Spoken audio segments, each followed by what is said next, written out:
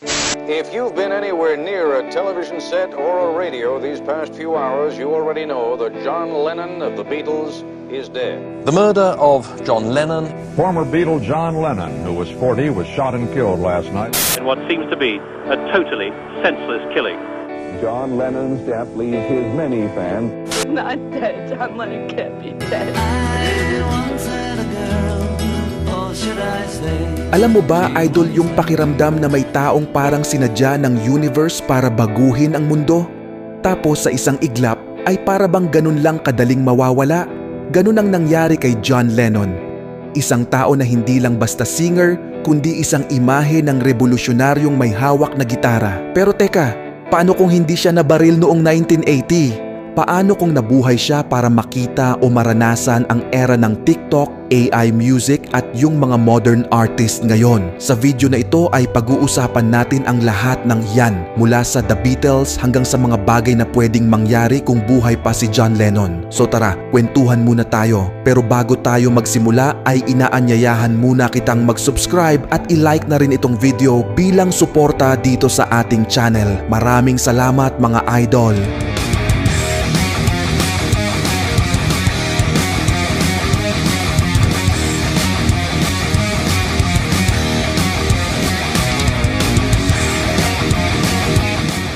Si John Winston Lennon ay ipinanganak sa Liverpool, England noong taon ng 1940. Lumaki siya sa gitna ng giyera, kahirapan at sa sobrang istrikto na tita. Pero may kakaiba sa batang to. Mahilig siya sa drawing, mahilig mang-asar at mahilig gumawa ng kalokohan. Alam mo yung tropa mong may topak pero sobrang creative? Yun siya. Sa edad na 16 ay nakilala niya si Paul McCartney. At doon nga ay parang nagtagpo ang dalawang planeta na babago sa hugis ng mundo ng musika. Naging The Beatles sila kasama sina George Harrison at Ringo Starr. At doon nagsimula ang Beatlemania.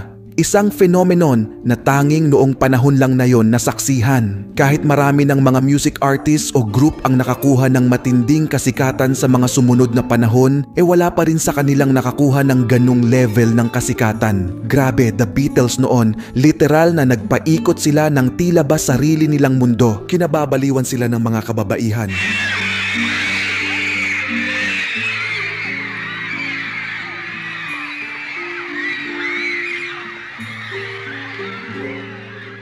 Yung mga lalaki, gusto maging sila. As more American kids began to imitate the Beatles, grown-ups hit the roof. Boys got kicked out of school for wearing boots, tight pants, and growing their hair. Parang kung may social media noon, siguradong trending lagi araw-araw ang hashtag na Beatles Supremacy. Pero si John Lennon, hindi niya gusto ang kasikatan lang. Gusto niya laging gumawa ng bagay na may malalim na meaning. Kaya habang busy ang lahat sa kanta nilang I Wanna Hold Your Hand, si Lennon nag-iisip ng mas malalim. Lagi niyang natatanong ang bakit ganito ang mundo. Kaya doon na rin nagsimula ang evolution ng music ng The Beatles, from love songs to mind-expanding music. Imagine mo kung may Twitter noon, tapos nag-post si Lennon ng "We're more popular than Jesus now." Sigurado, cancel culture agad. I mean, nangyari na namang na-cancel sila nung araw, pero kung panahon yon ng social media, siguradong mas matindi ang naging epekto ng sinabi niya na yon sa kanilang karera. Pero kahit ganon, sigurong parehas lang din ang gagawin niya, hindi siya titigil sa paglikha ng mga kanta. Dahil para sa kanya, ang music ay equal to movement.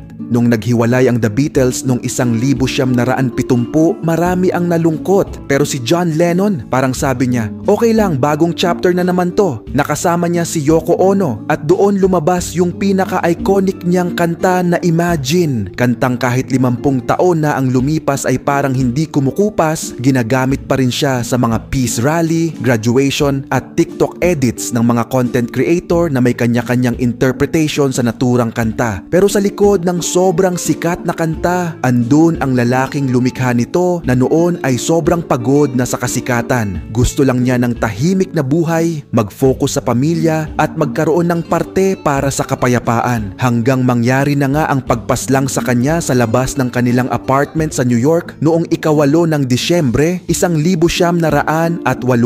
Tinapos ng isang fan na si Mark David Chapman ang buhay ng isang John Lennon. Doon natigil ang musika ng isang taong taong gustong baguhin ang mundo gamit ang kanyang talento sa pagsusulat at pagtugtog ng gitara. Pero ngayon, tanong natin, ano nga ba ang posibleng mangyari kung hindi siya nabaril? Okay, imaginein natin na nakaligtas si John Lennon sa naturang insidente. Ganito ang mga pwedeng mangyari sana sa mga sumunod na taon. Unang senaryo, maaaring nagkaroon ng maraming reunion ang The Beatles hanggang kasalukuyan. Alam mo ba noong taon ng 1979, nagsisimula na ulit silang magkausap ni Paul McCartney. Oo mga idol, tama kayo nang narinig. Una silang nagkita nung magpunta si Paul sa bahay ng mag-asawang John at Yoko na inilarawan ni Paul na parang walang nangyaring away sa pagitan nila. Nag-inuman sila na puno ng kwentuhan at tawanan. I jammed with Paul. I did actually play with Paul. Yeah.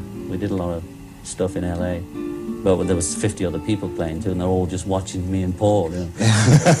Pangalawa nilang pagkikita ay nabuo na ang idea ng paggawa ng kanta na maglilinaw dapat sa mga fans na okay na silang dalawa. Kaya kung nabuhay si John Lennon, malamang na nagkaroon ng napakaraming The Beatles reunion tour o maaaring nagkaroon pa sila ng bagong mga kanta o albums. Grabe yon, siguradong sabog ang benta ng bawat ilalabas nilang project at sold out lahat ng concert nila. May live satellite concert pa siguro. Pangalawang senaryo ay ang posibilidad ng pakikipagsabayan ni John sa panahon ng synth o glam music era noong 80s.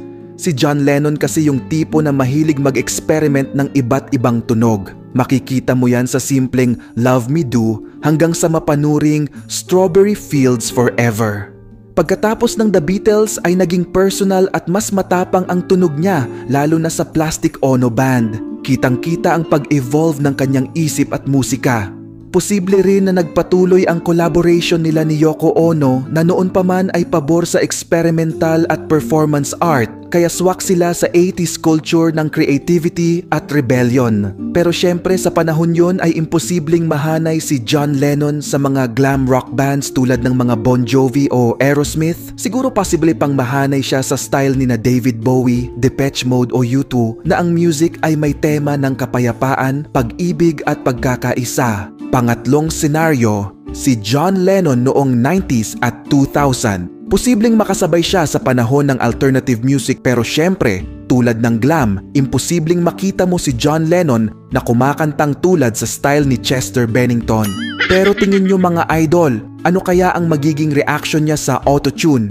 Baka sabihin naman niya, you don't need computers to feel emotions mate. Pero malamang posibleng sumubok din siyang gumamit kasi mahilig talaga siyang mag-experiment. Posible ang collaborations niya sa tulad ng Coldplay o kay Ed Sheeran. Posible din ang paglikha niya ng kanta tungkol sa climate change o sa mga nangyayaring gera sa ibang parte ng mundo. Dahil kahit anong era, siguradong John Lennon will always speak for the people. Pang-apat na senaryo, paano nga kaya si John Lennon sa era ng social media? Imaginein mo idol si John Lennon na may Twitter, Facebook o TikTok account. Siguradong mananatili siya sa pagbabahagi ng musika at maingay pa rin sa mga topic tungkol sa kapayapaan, usaping politika at climate change. Hindi siguro siya yung tipong gagawa ng issue o sasayaw sa camera para lang sa likes at follows.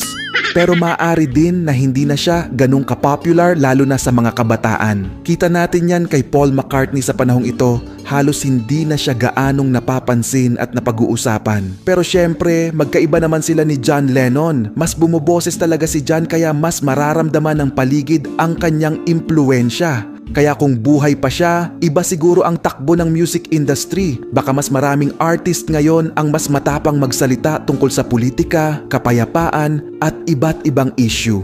Baka hindi masyadong nakafocus ang mga lyrics ng nakararaming music artists ngayon sa virality, kundi sa mensahe na gusto nilang iparating.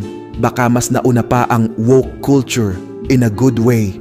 Dahil si John Lennon ang tipo ng tao na hindi gagamitin ang kasikatan para magyabang. Sa halip ay ginagamit niya ito para sa pagbabago ng maling sistema sa kanyang paligid.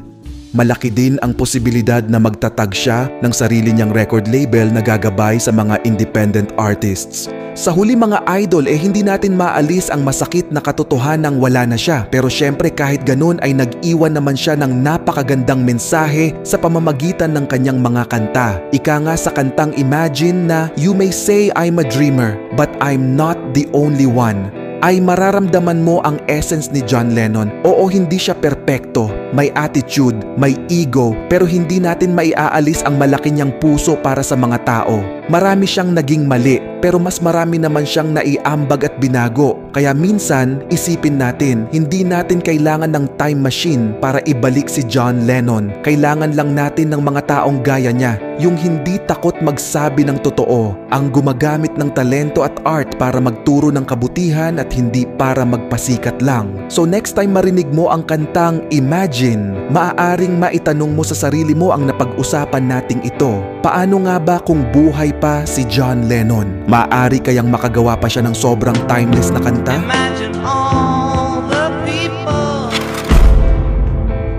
Nagustuhan mo ba ang video natin ngayon? Kung oo, ay huwag mong kakalimutang mag-subscribe at i-click ang notification bell para lagi kang updated sa mga bagong kwento na tatalakay sa mga paborito mong banda. Pakilike na rin itong video bilang suporta sa ating channel. Maraming salamat sa inyong panonood.